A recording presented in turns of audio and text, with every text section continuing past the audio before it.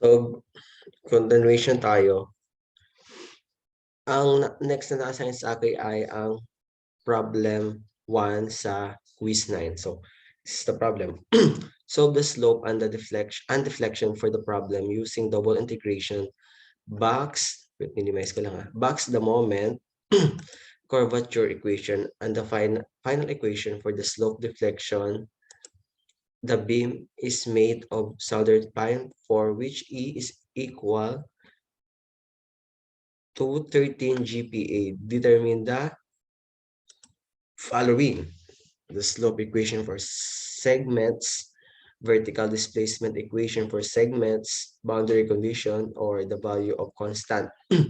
Ito ang ating ito yung ating graph. Hindi, ito yung ating diagram, the figure. So ang required ay required slope region.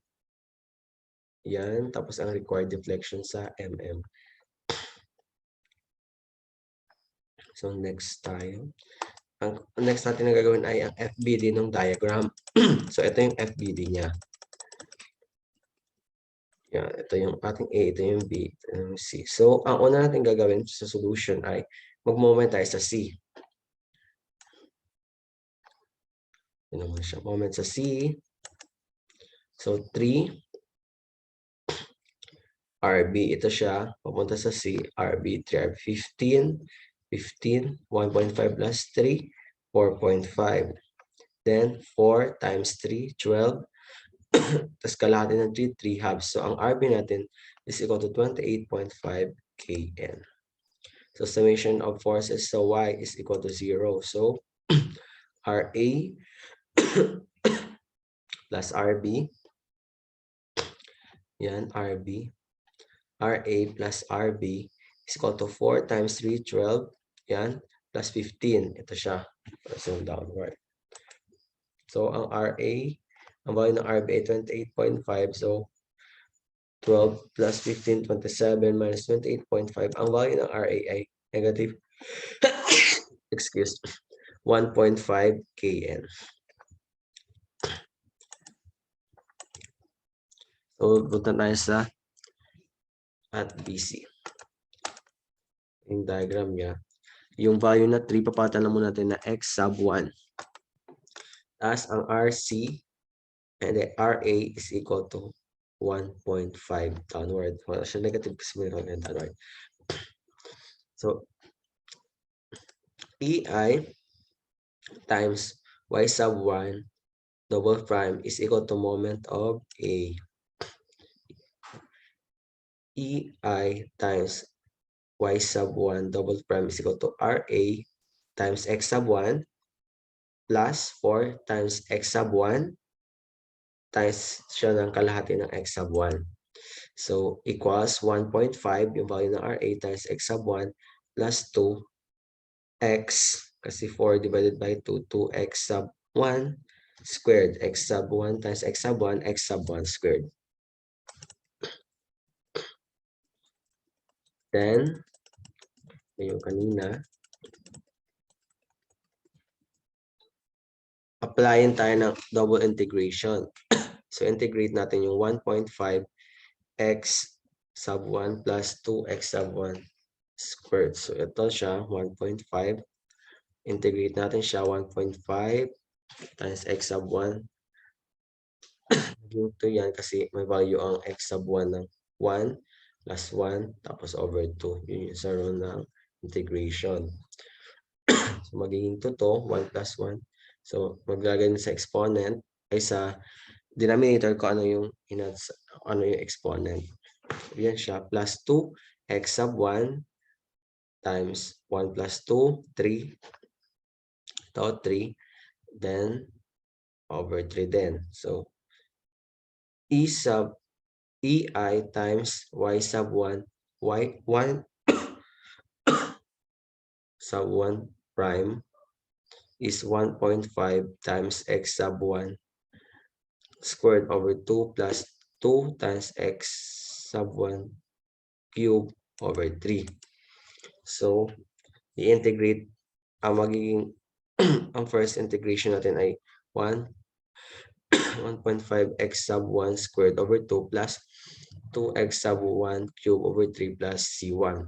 So, yun siya, i-integrate pa natin. So, magiging 1.5 E sub EI times Y sub 1, 1.5 times 2, integrate natin, 2, tanggal natin yung 1.5 times 2, ilabas, tapos matira X sub 1, 2. Tapos pag in-integrate natin, 2 plus 1 maging 3, kaya 3 ito, tapos over 3 din. So, katulad doon sa kanina, 2 over 3, nilabas natin yung 2/3 dito sa taas, times X sub 1, yung 3 plus 1, 4, sa rule ng integration, then bring down, hindi, dagdag din tayo sa denominator ng 4. So, magiging plus C1, X sub 1, plus C2. Then, ito na siya. Ito na yung value ng ating double integration.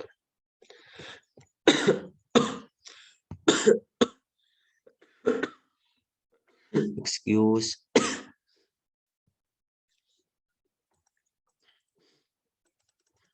Kanina pa rin.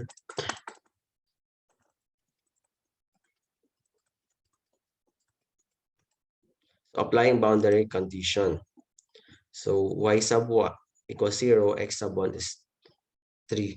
So, ang gagawin natin ay isa-substitute lang siya. Substitute natin yung sa value ng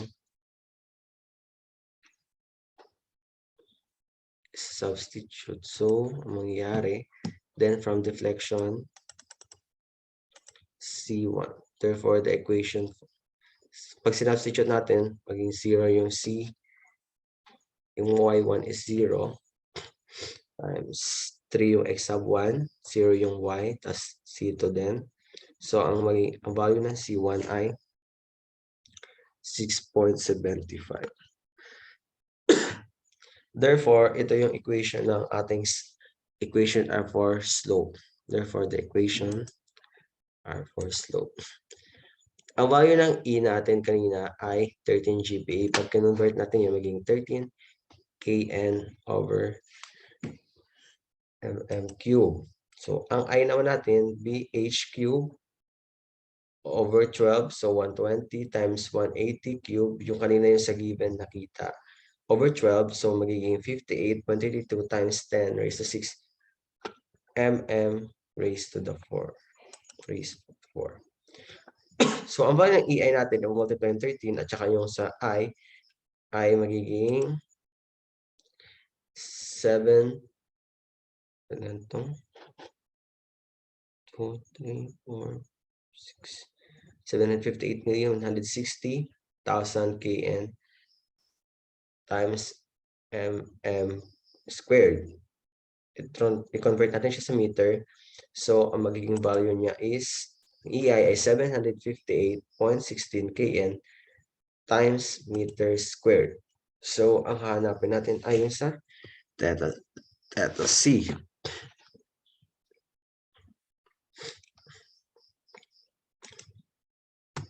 So, yan. I-substitute natin yung mga values. Values ng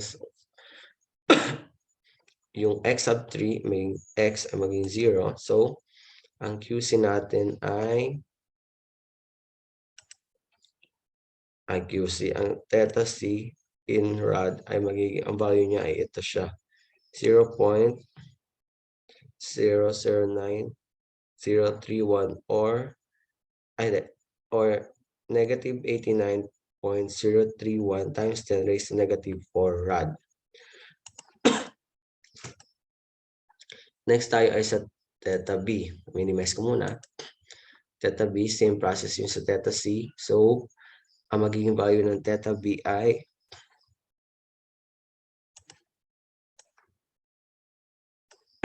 0.02374 plus 23.74. Hindi to plus. Kinonvert lang to. Sorry. Edit natin.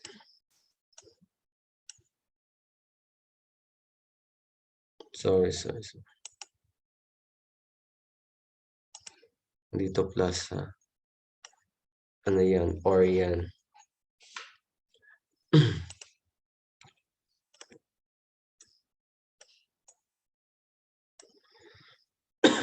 Sorry, mali.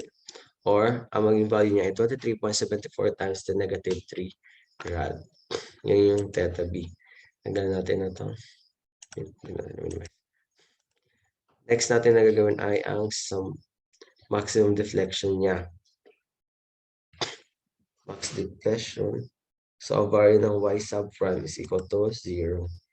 Of course, at y sub 1 is equal to 0. Gaya ng kanina, magsasubstitute na tayo ng value. So, ang value ng x sub 1 ay 1.846 meter. So, isa-substitute natin doon, dito sa taas, dito. So, ang maging value ng maximum deflection that occurs is negative 0.1180 or 11.8 meters upward. Delete ko lang ito.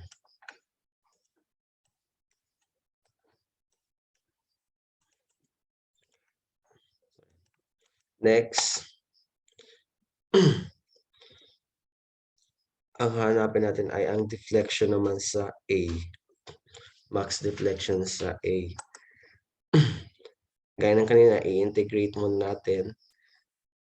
Integrate natin yung RC. Yung RC ay 1.5. RC x sub 2. Times x sub 2 plus 4 times 3 multiplied by x sub 2 minus 1.5 minus 28.5 x minus 3. Integrate natin.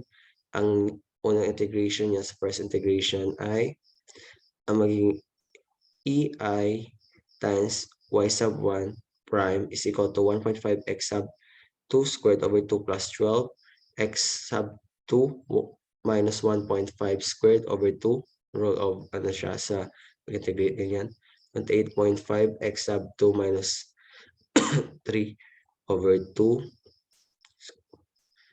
x sub 2 minus 3 squared over 2 plus cy. Then, i-integrate natin to ulit.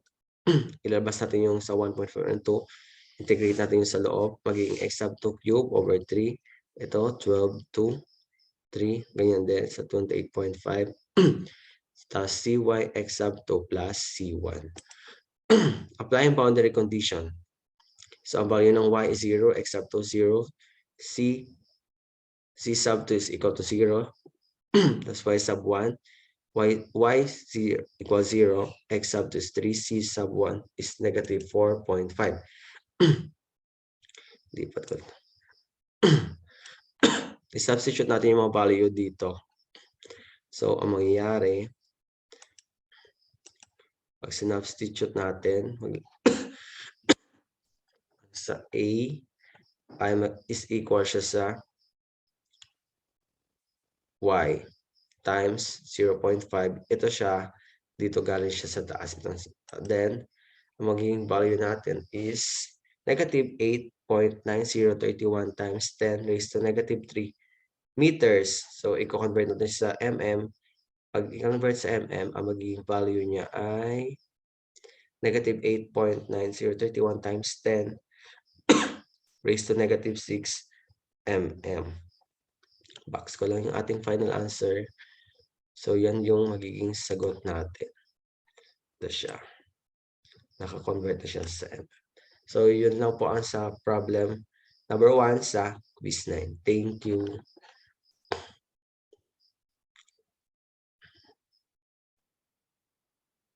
So,